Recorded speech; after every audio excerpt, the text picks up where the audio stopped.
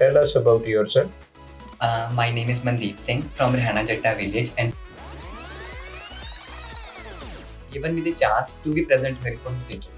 Thank you. Okay. आप HDFC bank में interview देने आए हो, आपने ये क्यों चूज किया, क्यों नहीं आप एक्सिस बैंक या ICICI बैंक में इंटरव्यू देने जाते? HDFC बैंक क्यों चूज किया? सर मुझे लगता है कि HDFC बैंक से है ना वो ज़्यादा ग्रोथ सेक्टर है HDFC बैंक में, तो मेरे ख्याल से अगर मैं जाना चाहूँगा तो HDFC बैंक में जाना चाहूँगा। ओके, ग्रोथ ज़्यादा है HDFC। ठीक। बैंकिंग पे आपको अगर मैं क्वेश्चन पूछूं तो RBI का रोल बता सकते हो? What is the role of RBI? RBI sir central bank होती है जो सभी बैंक्स में नोट्स प्रोवाइड करवाती है। RBI के बिना कौन से नोट्स प्रोवाइड करती है? Reserve bank of India currency notes, coins etcetera. RBI के बिना कोई भी बैंक काम नहीं कर सकती। करेंसी नोट जो होते हैं वो ही जाएंगे RBI बैंक एक्सेट्रा सारे काम करते हैं। और कुछ करता है RBI या सिर्फ करेंसी नोट इशू करता है? सर उनको पॉलिसीज वगैरह मतलब कि रेगुलेशंस भी बनाता है, सभी बैंक्स को ऑर्डर देता है किस तरह से काम करना है। Right. Can you tell me what is NEFT? Yes sir. NEFT क्या होती है? NEFT? NEFT. Okay, sir. Yes. NEFT stands for National Electronic Fund Transfer. It is an electronic payment deposit that allow you to. Sir, can I speak in Hindi? Okay.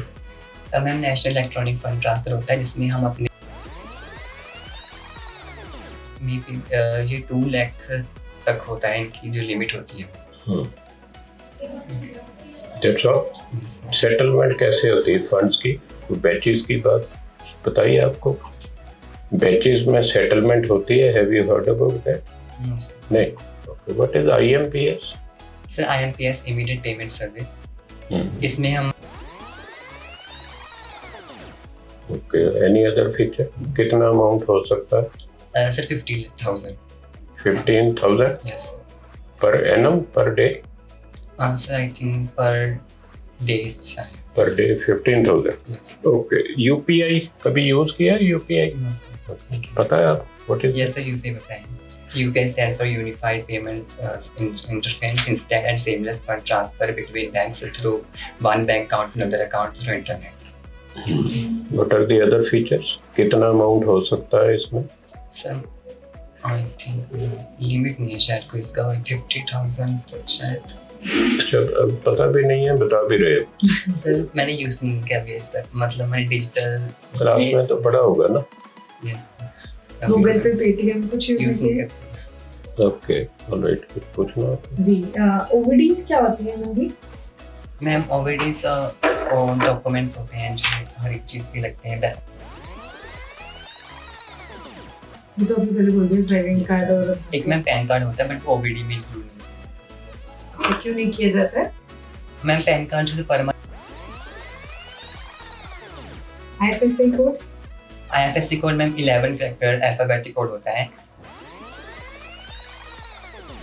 जो आपने किया बढ़िया किया, पर कुछ चीजें हैं मन में नोट करके जाना। पहली बात तो है शर्ट थोड़ी प्रेस पे करके लानी थी। ये देखिए कितने बटन है इसमें, टाई भी नहीं ले अच्छी तरह लगाई, बटन भी नहीं लगाए हुए। ये इंटरव्यू नहीं हो रहा अभी, आप आराम से सुन सकते हैं, आपके लिए है। दूसरा, तैयारी करके जाइए। आपको RBI के फंक्शन भी नहीं पता, NEFT भी आप गलत बता रहे हो, IMPS भी गलत बता रहे हो, UPI भी गलत बता रहे हो। तो अब ज़्यादा मैंने पूछना ठीक नहीं समझा, फिर मैंने बंद कर दिया। तो OVDs भी 3 OVD 2 बार बोल दोगे तो 6 तो नहीं हो जाएंगे ना? तो आपका अगर पूरा नाम मनदीप के आगे क्या? मनदीप सिंह। 2 बार मनदीप बोलने से चल जाएगा? मनदीप सिंह बोलना पड़ेगा ना आपको। 6 OVD बतानी पड़ेगी। तैयारी करो, ऐसे बिना तैयारी के ना। पढ़ाई करते हो, कभी बुक पढ़ी है? बुक्स नहीं सर, हम नोट्स प्रोवाइड करते हैं। नोट्स में ये लिखा हुआ है जो आपने बोला? सर नहीं, वो स्ट्रेस के।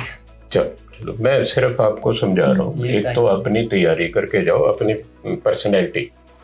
दूसरी चीज पढ़ के जाओ। अगर पढ़ के नहीं जाओगे तो मुश्किल होता। फीडबैक पे नहीं। मनदीप, बस एक ही चीज है, आप देखो जब आप एंटर किए, you entered with a smile, you had that confidence, ठीक है। फिर उसके बाद ना आपने नॉर्मली बताया कि आपका नाम मनदीप सिंह है, फिर हमने बोला कि introduction. So your neck went straight up. My name is Mandeep Singh and I'm this. और जैसे इंट्रोडक्शन खत्म हुई, you went straight down. कि अब हिंदी में बोलूँगा. So that is a clear evidence कि introduction रट्टा लगा। अब इंट्रोडक्शन में इतनी मेहनत कर दी कि बाकी सबकी जो मेहनत है वो हमारी रह गई. As a banker, you are required to know the technical knowledge. So the way you're presenting yourself, the way you're introducing yourself, उतनी ही confidence है you should tell about the banking products. And ये जो body language का difference है ना बेटा जी, ये आपकी tone में भी आया. इस टाइम तो ऐसा लगा कि आप foreign returned हो.